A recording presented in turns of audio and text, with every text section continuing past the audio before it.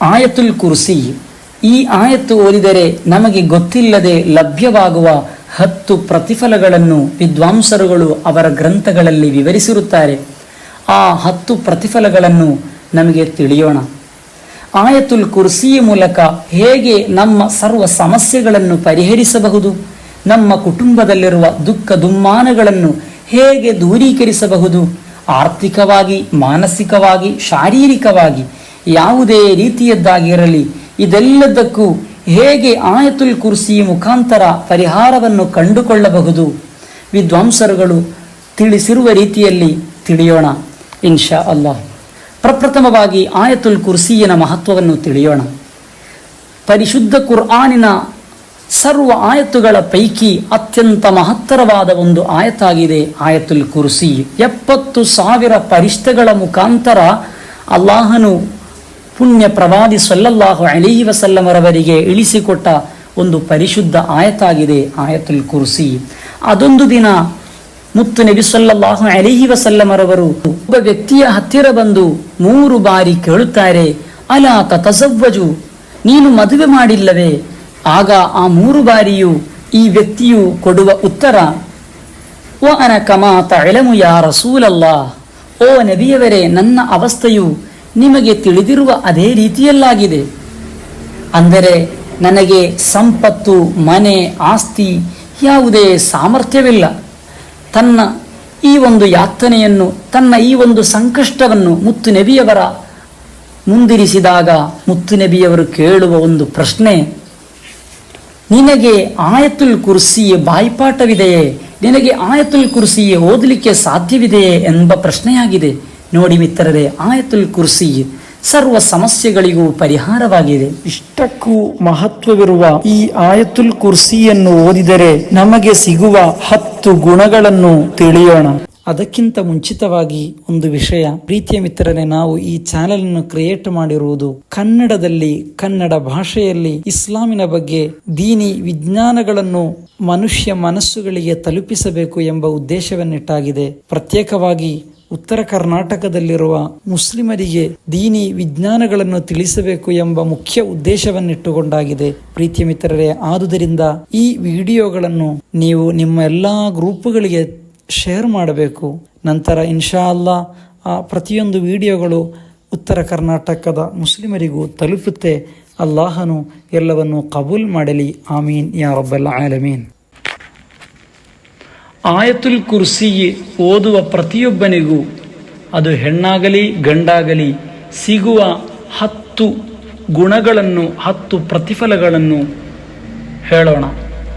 1ನೇಯದ್ದು, ಮನೆಯಿಂದ ಹೊರಗಿಳಿಯುವಾಗ ಯಾರಾದರೂ ಆಯತುಲ್ ಕುರ್ಸಿ ಓದಿದರೆ 70,000 ಪರಿಷ್ಠಗಳು ಅಥವಾ ಮಲಕುಗಳು ಅವನಿಗೆ ಬೇಕಾಗಿ ಹೀಗೆ ದುಆ ಮಾಡುವರು, ಅಲ್ಲಾಹನೇ, ಇವನನ್ನು ತಿರುಗಿ ಮನೆಗೆ ತಲುಪುವವರೆಗೂ ಎಲ್ಲ ವಿಪತ್ತುಗಳಿಂದ ಸಂರಕ್ಷಿಸಬೇಕು ಅಲ್ಲಾಹ್ ಎಂದು ದುಆ ಮಾಡುವರು. 2ನೇಯ ಪ್ರತಿಫಲ, 2ನೇಯ ಗುಣ, ಮನೆಗೆ ಹತ್ತುವಾಗ ಆಯತುಲ್ ಕುರ್ಸಿ ಓದಿ ಮನೆಗೆ ಹತ್ತಿದರೆ ಎಲ್ಲ ರೀತಿಯ ದಾರಿದ್ರ್ಯ, ಬಡತನದಿಂದ ಸಂರಕ್ಷಣೆಯನ್ನು ಅಲ್ಲಾಹನು ನೀಡುವನು. ಆದರೆ ತಪ್ಪಿಲ್ಲದೆ ಓದಬೇಕು ಆಯತುಲ್ ಕುರ್ಸಿಯನ್ನು. ಓದುವ ರೀತಿಯಲ್ಲಿ ಓದಲಿಕ್ಕೆ ಮರೆಯಬಾರದು. 3ನೇಯ ಗುಣ, ಉಜುವಿನ ನಂತರ ಆಯತುಲ್ ಕುರ್ಸಿ ಓದಿದರೆ ಅವನಿಗೆ 70 ಸ್ಥಾನಗಳನ್ನು ಅಲ್ಲಾಹನು ಕೊಡುವನು. ಕೆಲವೊಮ್ಮೆ ಅದು ದುನ್ಯಾದಲ್ಲೇ ಆಗಿರಬಹುದು, ಅಲ್ಲದಿದ್ದರೆ ಆಖಿರಾ ಲೋಕದಲ್ಲಿ ಆಗಿರಬಹುದು.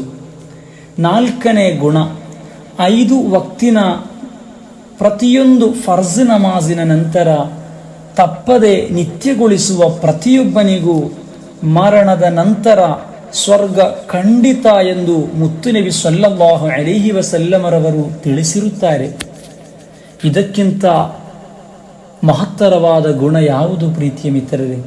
5ನೇ ಪ್ರತಿಫಲ, 5ನೇ ಗುಣ, ಒಬ್ಬನು ಮನೆಯಲ್ಲಿದ್ದುಕೊಂಡು ಮಗರಿಬ್, ಇಶಾ ನಮಾಜಿನ ಸಮಯ, ಆ ಸಮಯದ ಎಡೆಯಲ್ಲಿ ಆಯತುಲ್ ಕುರ್ಸಿ ಓದಿದರೆ ಅವನ ಮನೆಯಿಂದ 30 ಶೈತಾನ್ಗಳನ್ನು ಅಲ್ಲಾಹನು ಓಡಿಸುವನು.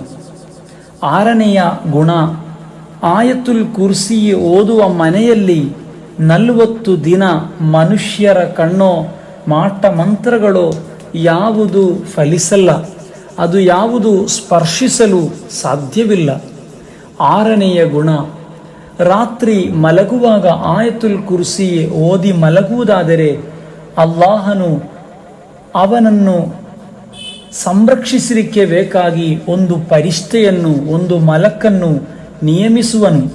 ಸರ್ವ ಶೈತಾನ್ ಹಾಗೂ ಮನುಷ್ಯರ ಉಪಟಳದಿಂದ, ಅಕ್ರಮದಿಂದ ಅವನಿಗೆ ಸುರಕ್ಷತೆಯನ್ನು ಅಲ್ಲಾಹನು ಒದಗಿಸಿಕೊಡುವನು. 7ನೆಯ ಪ್ರತಿಫಲ, ಮರಣ ಹೊಂದಿದವರ ಹೆಸರಲ್ಲಿ ತಂದೆ, ತಾಯಿ, ಗೆಳೆಯ ಯಾರೇ ಆಗಲಿ ಅವರ ಹೆಸರಲ್ಲಿ 333 ಬಾರಿ ಓದಿದರೆ ಆ ಮರಣ ಹೊಂದಿದವನನ್ನು ಹಾಗೂ ಈ ಓದಿದ ವ್ಯಕ್ತಿಯನ್ನು ಮರಣದ ನಂತರವಿರುವ ಸರ್ವ ಶಿಕ್ಷೆಗಳಿಂದ ಅಲ್ಲಾಹನು ಪಾರು ಮಾಡುವನು. 8ನೆಯ ಗುಣ, ಮಲಗಿದ ನಂತರ ಕೆಲವೊಂದು ಮಕ್ಕಳಿಗೆ ಜೋರಾಗಿ ಶಬ್ದ ಮಾಡುವ ಅಥವಾ ಎದ್ದು ನಡೆಯುವ ಹಾಗೂ ದುಸ್ವಪ್ನ ಕಾಣುವ ಸಮಸ್ಯೆಗಳಿರುವವರು ಇದ್ದಾರೆ. ಆ ಸಮಸ್ಯೆಗಳಿಗೆಲ್ಲವೂ ಈ ಆಯತುಲ್ ಕುರ್ಸಿಯನ್ನು ಓದಿ ಕೈಗೆ ಊದಬೇಕು. ನಂತರ ಶರೀರವಿಡೀ ಆ ಕೈಯಿಂದ ಸವರಬೇಕು. ಮಕ್ಕಳಿಗೆ ನಾವು ಓದಿ ಈ ರೀತಿ ಮಾಡಬೇಕು. ಆದರೆ ಈ ಎಲ್ಲ ಸಮಸ್ಯೆಗಳಿಗೂ ಪರಿಹಾರವಿದೆ ಎಂದು ವಿದ್ವಾಂಸರುಗಳು ತಿಳಿಸುತ್ತಾರೆ. 9ನೆಯದ್ದು, ಯಾವುದಾದರೊಂದು ಯಾತ್ರೆಗೆ ಹೊರಡುವಾಗ ಆಯತುಲ್ ಕುರ್ಸಿ ಓದಿದರೆ ಸರ್ವ ವಿಪತ್ತುಗಳಿಂದ ಅಲ್ಲಾಹನು ಕಾಪಾಡುವುದರೊಂದಿಗೆ ಇನ್ನೊಂದು ಪ್ರತಿಫಲ, ಅದೇನೆಂದರೆ ಎಲ್ಲಾದರೂ ಅವನು ಆ ಯಾತ್ರೆಯಲ್ಲಿ ಮರಣ ಹೊಂದಿದರೆ 70 ಶಹೀದುಗಳಿಗೆ ಸಿಗುವಂತಹ ಸಮಾನ ಪ್ರತಿಫಲವನ್ನು ಅಲ್ಲಾಹನು ಕೊಡುವನು. 10ನೆಯದ್ದು, ಮನುಷ್ಯನು ಸದಾ ಸಂದರ್ಭದಲ್ಲಿ ಪ್ರತಿಯೊಂದು ಅವಶ್ಯಗಳನ್ನು ಮನದಲ್ಲಿರಿಸಿ ನಡೆಯುವವನಾಗಿದ್ದಾನೆ. ಹೀಗಿರುವಾಗ ಅಲ್ಲಾಹನು ನಮಗೊಂದು ಮೆಗಾ ಆಫರನ್ನು ಮುಂದಿಡುತ್ತಾನೆ. ಅದೇನೆಂದರೆ, ಯಾವುದೇ ಅವಶ್ಯಕತೆ ಅಥವಾ ಇರಾದೆಗಳು ರಾತ್ರಿ ಮಲಗಿ ಫಜ್ರ್ ಅಜಾನಿನ ಮುಂಚಿತವಾಗಿ ಬೇಗನೆ ಎದ್ದುಕೊಂಡು ವುಜೂ ಮಾಡಿ 4 ರಕಾತ್ ನಮಾಜ್ ಮಾಡಿದ ನಂತರ ಆಯತುಲ್ ಕುರ್ಸಿ ಓದಿ ಜೊತೆಯಲ್ಲಿ ಮುತ್ತು ನಬಿ ಸಲ್ಲಲ್ಲಾಹು ಅಲೈಹಿ ವಸಲ್ಲಮರವರ ಮೇಲೆ ಸ್ವಲ್ಪ ದರೂದುಗಳನ್ನು, ಸ್ವಲ್ಪ ಸಲಾತುಗಳನ್ನು ಹೇಳಿ ಅಲ್ಲಾಹನಲ್ಲಿ ನಮ್ಮ ಇರಾದೆಯನ್ನು ಹೇಳಿ ದುಆ ಮಾಡಬೇಕು. ಹಾಗಾದರೆ ಖಂಡಿತ ಅಲ್ಲಾಹನು ಆ ಉದ್ದೇಶವನ್ನು